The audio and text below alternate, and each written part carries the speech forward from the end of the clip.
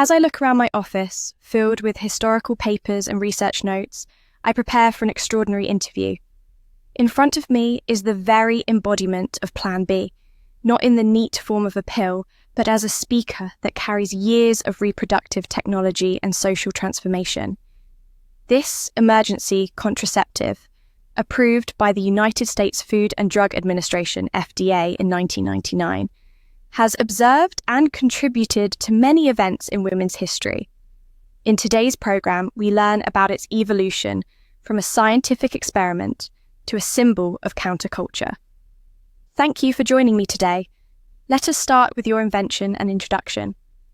When were you first developed? My history goes back to the 1970s, when researchers started studying the efficacy of levonorgestrel as a contraceptive.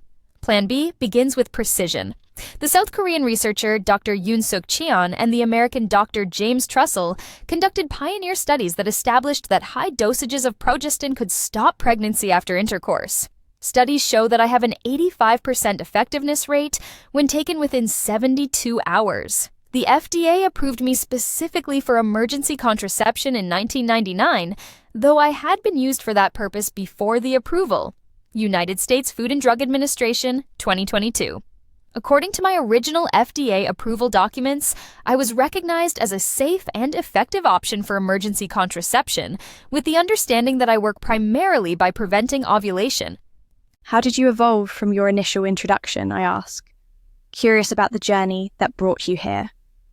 What experiences or influences shaped you along the way? Have there been specific moments or challenges that prompted significant change? I'm interested in understanding the progression of your ideas and how they've transformed over time. In reflecting on this journey, what lessons have you learned that contribute to who you are today? My evolution is a product of the shifting perception of women's health and their right to make decisions regarding their bodies. At first, I was only available through a prescription, which meant that the individuals who needed me most urgently could not get me. In 2006, the FDA allowed me to be sold over the counter to people 18 years and above, but I remained behind the pharmacy counter. This age restriction was completely removed by 2013, meaning I could be used without needing identification. I also had some formulation improvements. What used to be several pills is now one tablet, which is more convenient and less noticeable. Let us discuss your impact on women's experiences. What are the most significant positive and negative ways you have affected women's lives? I have witnessed both liberation and complexity in my influence on women's lives. On the positive side, research indicates I cut down on unplanned pregnancies by as much as 75% among users.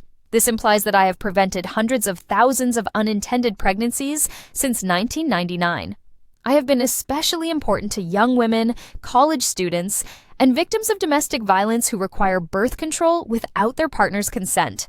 The psychological relief has been enormous. Women state that they are empowered to choose their next steps after contraceptive failure or sexual assault. However, it is important not to overlook the drawbacks. Evidence suggests that my easy availability might deter some women from seeking preventive gynecological checkups, especially young people who may rely on me as their only point of contact with the reproductive healthcare system. There are also concerns about medication side effects. I can cause nausea, fatigue, and irregular menstrual cycles for weeks afterward. From a broader social point of view, I have become a politically charged phenomenon that has fueled the culture war around abortion. According to Kato et al. 2024, there was a decrease in the number of fills of emergency contraceptives in states where restrictive policies were implemented after the Dobbs versus Jackson ruling, which means that politics affects my access. What controversies and debates have shaped history? How have issues like ethics, politics, free speech, and the environment sparked differing opinions and influenced public discussions over the years? The controversies have been many and persistent. Fundamentalist organizations and conservative politicians have painted me as an abortifacient even though I do not cause abortions, but rather, I prevent ovulation. Even the approval process was politicized. The George W. Bush administration delayed approval of over-the-counter status for years, despite scientific advice. Pharmacists declined to fill my prescriptions in several states, citing conscience clauses. The 2012 presidential election was marked by debates about my coverage under the Affordable Care Act, which reached the Supreme Court in the Hobby Lobby case in 2014. Salcedo et al. 223. My existence has sparked debates on whether I am a contraceptive or an abortion pill, on freedom of religion versus the right to health care, individualism versus the welfare of women.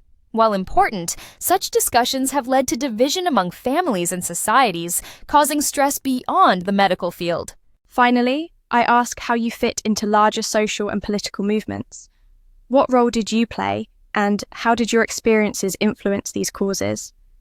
I'd like to understand the connections you made and the impact of your involvement. I became a cornerstone of the reproductive rights movement. My availability represents women's ability to decide on matters of reproduction and sexuality, thus also challenging conventional norms of procreation and family planning. I featured prominently in the War on Women political discourse during the 2012 election campaign. For pro-choice organizations, I represent liberation and freedom, while anti-abortion groups view me as undermining traditional values. These conversations are part of broader debates about health insurance, reproductive rights, and the government's role in personal decisions. I embody the ongoing tension between scientific advancement and traditional values that characterize many aspects of modern women's health policies. As our interview comes to a close, I realize that Plan B is not just a pill. It is a mirror that reflects the changing perception of women's rights and the constant battle between liberalism and conservatism in the United States.